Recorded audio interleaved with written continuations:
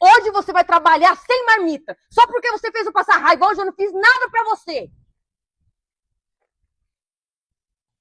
Ah, minha filha, muitas vezes a gente não percebe tudo que um homem passa lá fora.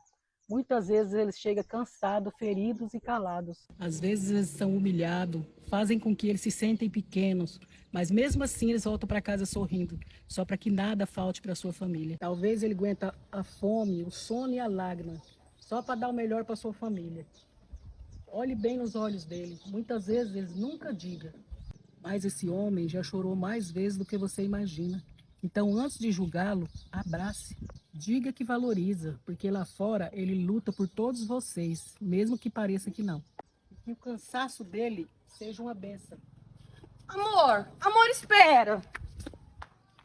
Mulher sábia edifica o lar e a tola destrói. Curte, comenta e compartilhe para que mais pessoas deixem a sua opinião.